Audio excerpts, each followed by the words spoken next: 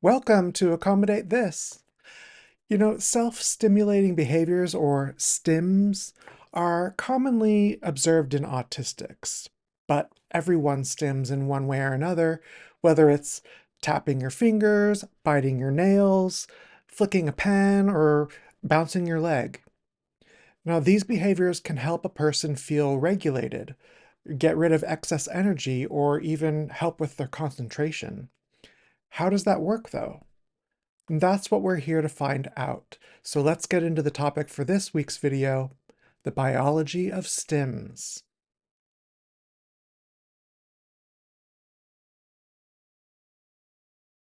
Autism is a neurodevelopmental disorder, which means our nervous systems develop differently than typically developed nervous systems. This impacts how we interact with the world. It changes our experiences, our instincts, and our reactions to various stimuli. But did you know that we have more than one nervous system? Our bodies are incredibly complex, controlled by several interconnected nervous systems. While the central nervous system is the main control center, it works with the peripheral nervous system, which connects to everything else. Within these, certain systems play a crucial role in how we experience and react to the world, especially for autistic individuals. Let's look at a few key players. The somatic nervous system is responsible for voluntary movement. Most stereotypical stimming behaviors like hand flapping, spinning, and rocking involve this system. Then we have the sympathetic and parasympathetic nervous systems, which are part of the autonomic nervous system that controls involuntary bodily functions. The sympathetic nervous system triggers our fight or flight response, while the parasympathetic helps us wind down and recover from it. The hypothalamic pituitary adrenal axis, or HPA axis, is also important to autistics because it's responsible for maintaining homeostasis. And homeostasis is our body's attempt at maintaining a stable internal state or internal balance. The limbic system is crucial for emotion regulation and interoception. It works with our other systems to interpret the severity of threats by tapping into memory circuits. In autistics, it's quite common for threats to be so intensely perceived that we experience what is called an amygdala hijack. This hijack overrides the logical thought process in our prefrontal cortex, resulting in impulsive and sometimes irrational behaviors that are out of proportion to the situation. I mentioned the vagal system in my video on sensory processing, and there I explain how deep breathing can stimulate the vagal nerve to produce a sense of calm. There's not much more to it than that, so I won't be focusing on this system in any more detail in this video. And the enteric nervous system is restricted to the digestive tract, which can be very relevant to the autistic experience. However, not much study has occurred in the area of stimming and the enteric nervous system, so I won't be covering that in this video. And there you have it, our complex system of nervous systems. While there's overlap between the various systems of the body, it's important to understand that the HPA and limbic systems are significantly slower than the others shown here. This will be important to remember later on in the video.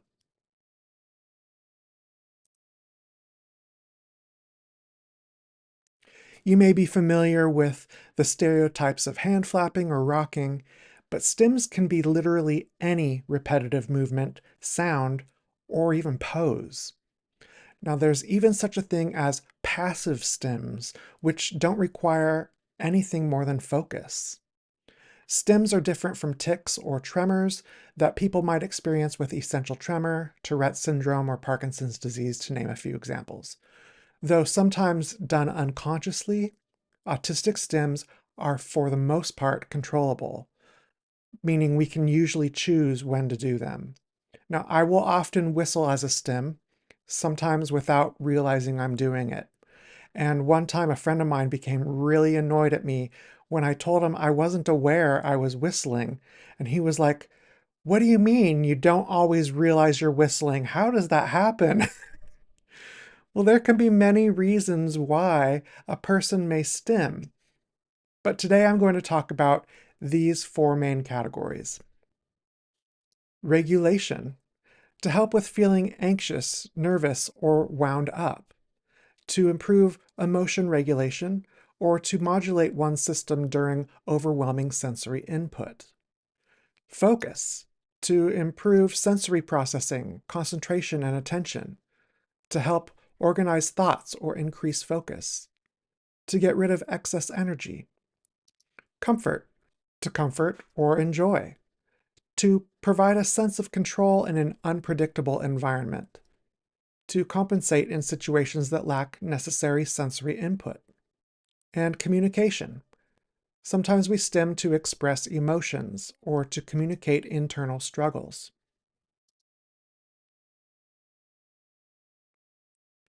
Now, in order to understand stims for regulation, you have to understand what it means to be dysregulated.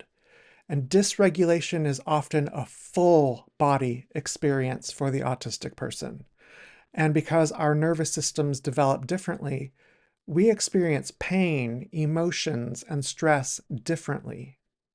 Maybe we feel it more strongly, or maybe we aren't aware of it at all. But in order to begin the process of regulation, you must first recognize that you are dysregulated. Most people are familiar with adrenaline, which is a hormone that is secreted by the adrenal glands and is responsible for an immediate fight or flight response. But the longer name for this response is fight, flight, freeze, or fawn.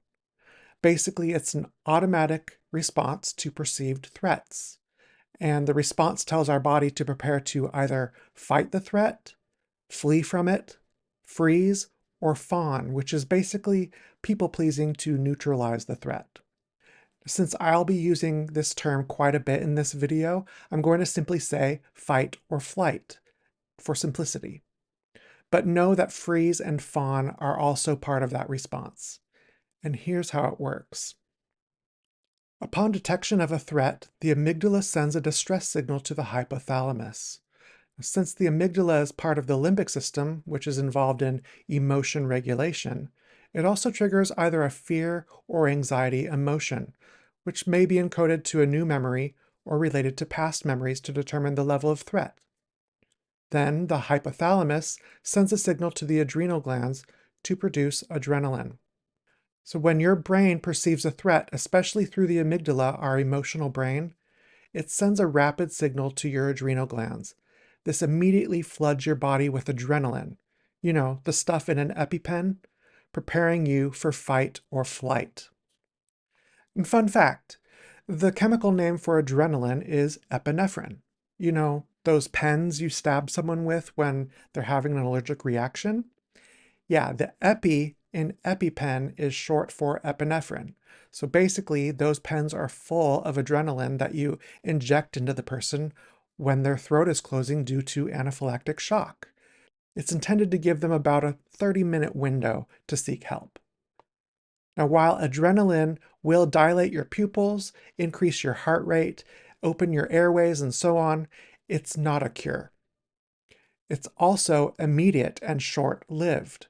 But adrenaline is not the main method for regulating stress anyways. Adrenaline is more of a precursor to help you get to safety and to trigger production of longer-lasting stress-related hormones. The main system for regulating stress for longer periods is known as the hypothalamic pituitary adrenocortical axis, or HPA axis. The hypothalamus, pituitary, and adrenal glands work together as a system to regulate our reactions to stress. After experiencing a stressor, the hypothalamus stimulates the anterior pituitary, or the front portion of the pituitary, to stimulate the adrenal glands to produce cortisol, the stress hormone. Again, this process is slower than fight or flight, but it is much longer lasting. It may surprise you to learn that cortisol is not only produced during stress, but it is produced throughout the day in fluctuating amounts. In fact, cortisol is essential to our circadian rhythm, or our sleep-wake cycle. The highest cortisol production occurs in the second half of the night during sleep. Then cortisol levels rise sharply upon waking, typically reaching a peak within 30 to 45 minutes. And this period between waking and reaching a peak cortisol level is known as the cortisol awakening response, or CAR, which is believed to be our body's attempt to anticipate how much energy is needed for the day. After the morning peak, cortisol levels decline rapidly during the first hour or two after waking. Following the initial sharp drop, cortisol levels continue to decline more gradually throughout the day and reach their lowest point in the evening before bedtime. So this curve illustrates the standard 24-hour cortisol cycle that is crucial to regulating our energy levels, our stress response, our sleep cycle, and other bodily functions. The exact shape and timing of this curve can vary slightly between individuals and can be influenced by factors like sleep quality, stress levels, and health conditions. For example, individuals with certain health conditions or those experiencing chronic stress may have a more flattened cortisol curve. Flatter curves indicate they retain more cortisol throughout the day. For instance, this orange curve is more typical of autistic individuals because studies show autistics experience significantly more emotional stress than allistics. This has a lot to do with the differences in our limbic system. In addition, stressors throughout the day can also raise cortisol levels that need time to level out. And as we see with this green curve, these stress events can have a compounding effect. If stress events occur frequently enough or are significant enough, they can greatly impact the overall pattern, which can result in what is called HPA dysfunction. Basically, HPA dysfunction is a fancy way of saying the system for responding to stress is broken. And this can lead to various health problems, mood disorders, sleep disturbances, and illnesses. It should also be noted that adrenal glands have their own circadian clock that influences a person's sensitivity to adrenocorticotropic hormone, or ACTH, and that's the hormone that triggers the adrenal glands to secrete cortisol. So the unique biology of the individual also plays a role in how their body may react to or produce cortisol.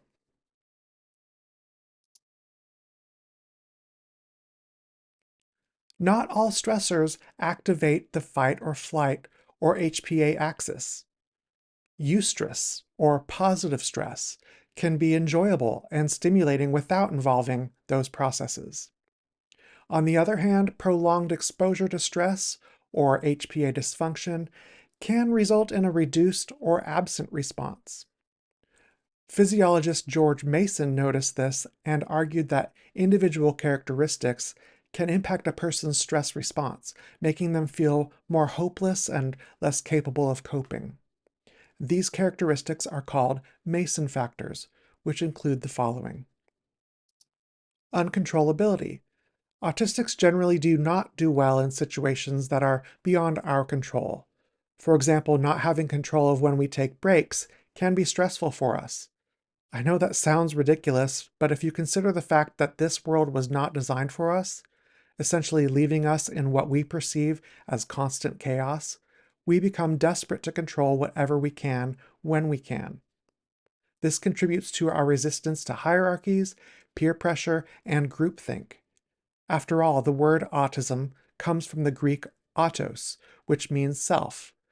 It's very much a condition defined by individuality, and in that regard, control equals safety for autistics. Unpredictability. Autistics also do not do well with unpredictability. We want to know who, what, when, where, why, and how for every situation. If plans change unexpectedly, not only does that double up with uncontrollability, but it can really set us off. Due to issues with executive functioning, we often set up systems to help. For example, we'll establish routines to minimize the need for making decisions. We will create scripts to minimize the toll it takes to compensate for communication differences. We will plan our days in great detail, knowing we need to conserve our energy and ration it strategically. Predictability is our friend, but when something happens that we didn't anticipate, it feels like all that effort was a waste and the change is putting us at risk of experiencing a meltdown or shutdown, and those are not fun. This contributes to our tendency to overthink and for developing anxiety. Novelty. Autistics love routines. Once we find something that works, we tend to make that our go-to. This is why we tend to eat the same foods, play the same games, watch the same shows, and do the same activities. If we like it, and don't need to spend time and effort reinventing the wheel, so to speak. On the other hand, when we develop a new special interest, the newness of the topic can both be daunting and a motivation to learn all we can about it. We will focus all our time and energy on it until we understand it inside and out, and once we do, it is no longer new and we're safe again. Ego involvement. Now, this is referring to how personal or impersonal the situation is. Autistics tend to be quite matter-of-fact and direct in our communication with others. We tend to be honest by default, which we consider common courtesy. To us, the truth is the truth and facts are facts, but that level of honesty can be jarring to neurotypicals who may interpret our honesty as a personal attack and react defensively. For autistics, we can take it personal if our routines and ways of life are threatened. A lot of this has to do with the fact that we have different nervous systems that can lead us to meltdowns and shutdowns. Those are not pleasant experiences and can even be painful. From that standpoint, it's difficult not to take things personal when someone intentionally says or does something that will ultimately hurt us. Now, these four factors may complicate our natural stress responses, leading to further dysregulation. Additionally, autistics have other factors that also contribute to our vulnerability to stressors, and these factors include the following. Alexithymia is a difficulty in recognizing and interpreting emotions in ourselves and others. As you can imagine, if we can't identify what we're feeling, we can't appropriately address the issue. And while alexithymia is not unique to autistics, a majority of autistics experience it, and it can lead to further distress. And worse yet, if you ask us what's wrong, we may not be able to tell you. We may simply know something is wrong but not necessarily identify it or describe it. And that can make it difficult to get help from others. Poor interoception. Similar to alexithymia, poor interoception is difficulty in recognizing and interpreting internal sensations within our bodies. One manifestation of this is known as dyskinesis. Dyskinesis is a disorganized pattern of neuromuscular activity which can result from sensory issues. Having a different nervous system results in all kinds of different experiences. In autism, there's often an imbalance in the autonomic nervous system with a potentially overactive sympathetic nervous system, our fight or flight response, and an underactive parasympathetic nervous system, the rest and digest response. This dysregulation, also known as dysautonomia, can lead to chronic stress, heightened arousal, and sensory overload. Due to stigma around autism, many of us experience frequent bullying. We are often taken advantage of and manipulated because we are different. In fact, mate crimes are a unique category of abuse specific to the autistic experience. Autistics also have a unique form of anxiety that nobody else develops, simply because the world is so inhospitable to us and our needs. In my video on autistic therapies, I talked about the resources available to support autistics. However, most of them are focused on conditioning children to be more neurotypical, which is impossible to do. And supports for adults are pretty much non-existent. Even the lowest level of autism, known as level 1, requires some level of support. However, we are often denied any support because frequent masking gives the impression that we don't need it. While masking is done mostly to protect ourselves from further abuse, it denies us of proper supports.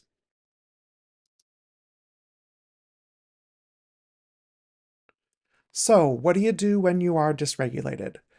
You stim. And what do stims do? It depends. If you are reacting from adrenaline, the main indicator is an increased heart rate. But adrenaline can also signal your somatic nervous system, which is responsible for motor movements, to tense your muscles. You will usually feel the tension in your neck, shoulders, and in your jaw, clenching your teeth. So if you notice your heart is beating really fast and you have muscle tension, there are a few stims that you can try. The first of these is heavy breathing. Breathe in through your nose, filling your lungs completely. Hold it for a couple seconds and then slowly exhale through your mouth. Do this 3 or 4 times and you should start feeling some relief. This is a common way to trigger the vagus nerve, which will also improve your ability to engage socially. Or you can try activating your prefrontal cortex. The prefrontal cortex is the front part of your brain just behind the eyes, and it has been shown to be effective at turning off the stress response in your amygdala and hypothalamus. Remember, those are the areas that tell your body to produce adrenaline in the first place. Your prefrontal cortex is involved in higher cognitive functions such as decision making and logic. So the easiest way to activate it is through logical exercises, such as counting, reciting the alphabet, naming all the continents, or doing some math problems. A third option is to try grounding exercises. Grounding exercises help raise awareness of your environment. So try things like identifying objects of a particular color in your environment, or finding objects that start with a particular letter of the alphabet. These counteractive measures will signal to your brain that the threat has been dealt with, so it can stop producing adrenaline. Since adrenaline is fast-acting and short-lived, you should feel relief within minutes. Now, if you are reacting to cortisol, you'll have a lot of the same symptoms that you feel with adrenaline, but cortisol is slow-acting in comparison. So if your dysregulation is lasting longer than 15 or 20 minutes, chances are you are feeling the effects of cortisol. And the best way to counter cortisol is by triggering production of one of the feel-good hormones. The feel-good hormones can also counteract adrenaline, so these stims will help in either case.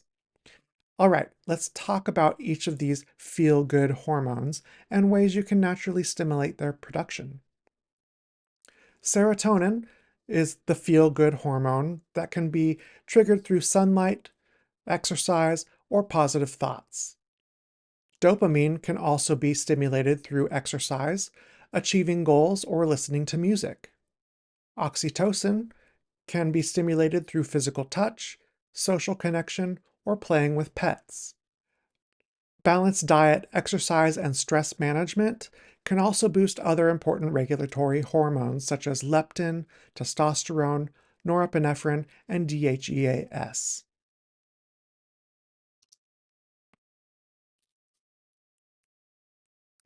Now, earlier I mentioned passive stimming, which doesn't require any movement of your body.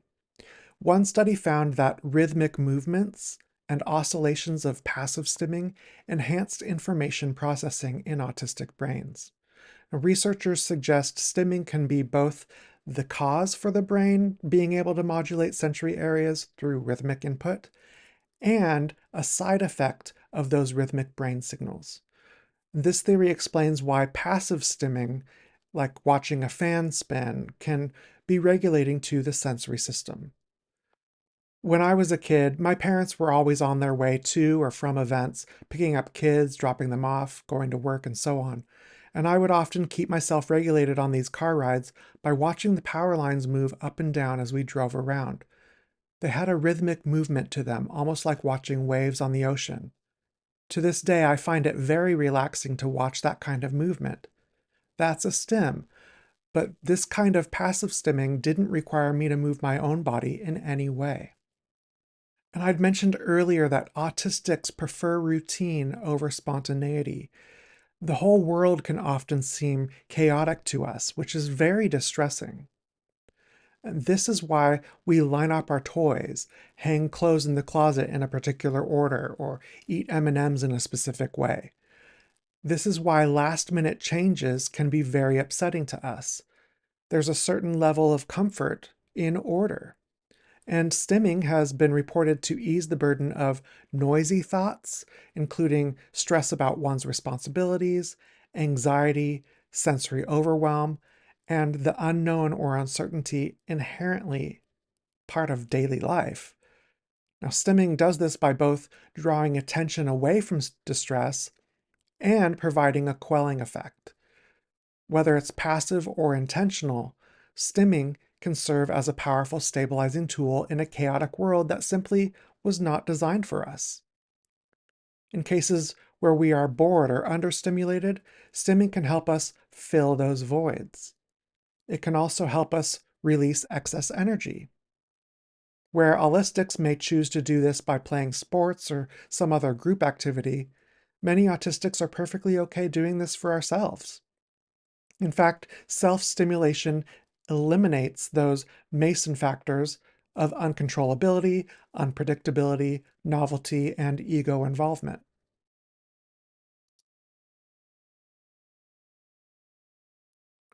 When an autistic person uses stimming as a coping mechanism, the stimming behavior tends to precede any sort of mental reflection. So, in a way, it functions similar to a reflex and can be a sign that the person is experiencing stress. This can then provide an opportunity to inquire further to determine what is bothering them. In this way, stims can be viewed as a means of expression. While this aspect of stimming has rarely been explored, researchers are beginning to consider the possibility that stimming may hold communicative value and aid in emotion expression. And yet, treatments like ABA therapy and other pressures to conform put us at risk of losing this form of coping and expression. I myself, a late identified autistic adult, was not diagnosed until I was 44, and by then, most of the ways I used to stim had been beaten, shamed, or forced out of me. In essence, I had lost my ability to express myself, and in turn, I became the mask I'd created in order to survive in society. But it was not sustainable, so my mask failed, and I ended up in autistic burnout with no coping mechanisms. I've had to spend a lot of time re-identifying stims for myself, and it wasn't easy. If you find yourself in the same position, I understand how daunting it can seem to take up the task of relearning how to stim. After all, there's really an endless variety of possible stims, and you'll find some stims are more effective than others, and some stims that work for everyone else won't necessarily work for you. And that's okay. Every person is different and has a different experience. Unfortunately, you have to figure out what works for you. But I hope the information in this video will be helpful in that effort. The basic idea is to get your body moving to trigger those feel-good hormones, or to focus your attention on one thing to reduce overstimulation. For my autistic friends and family, it's important to respect stimming as a valid coping mechanism and form of expression. No matter how weird or unusual our stims may seem to you, they may be our only means of regulating our mood because we have developed unique nervous systems that aren't wired the same way as everyone else. That requires us to find unique ways of coping, ways you may want to shame us for. And I know that's easy to do when you don't understand someone's unusual behavior, but you can always ask us about it if our behavior doesn't make sense to you. And just be sincere and non-judgmental when you do.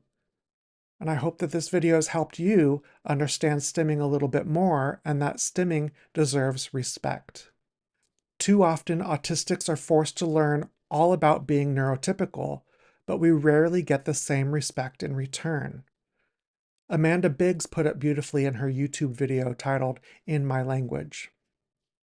Failure to learn your language is seen as a deficit, but failure to learn my language is seen as so natural that people like me are officially described as mysterious and puzzling, rather than anybody admitting that it is themselves who are confused, not autistic people or other cognitively disabled people.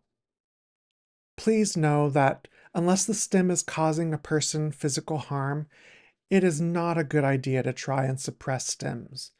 Of course, there may be times and places when you may want to avoid stimming, such as during a job interview or when sitting for a painting. I don't know. I'm sure there are other situations. But basically, for the most part, stims are good because they help the autistic person feel regulated. They help us focus or provide comfort. And granted, from the outside perspective, these movements may not make much sense. They may even seem distracting or rude, but internally, they're helping the autistic person regulate their system. Forcing someone to stop stimming won't change the fact that their sensory processing is atypical and will only serve to stop the person from regulating. Additionally, because these actions are required in order to regulate, the brain will often resort to finding another action or behavior to engage in to try to regulate itself again. These new actions or behaviors may be more self-destructive, such as teeth grinding or jaw clenching, or result in violent outbursts as the system gets overwhelmed and needs input after being suppressed. Sometimes it's hard for others to understand why a particular stim brings relief. And this can be because the stim isn't just about direct regulation, but also has taken on a deeper personal meaning, like a shortcut in the brain to comfort or joy, similar to how old photos can evoke a sense of nostalgia. It might never make sense to anyone else, but it is beautiful in its simplicity and deserving of our respect. Overall, stimming is not some random behavior or unusual compulsion. Stimming is a rich tapestry of therapies that help us stay regulated in a chaotic world, to provide focus and comfort, and can even be a unique form of expression. I hope I was able to give you a greater appreciation and understanding of the values and biology of stimming. And if you found this video informative, please leave a like. If you have any further questions about stimming, please leave a comment below. And if you'd like to learn more about neurodiversity, please subscribe to the channel. And until next time, thank you so much for watching. If you enjoyed this video, please comment, like, and subscribe to see more content like this, or click on the video here to continue watching.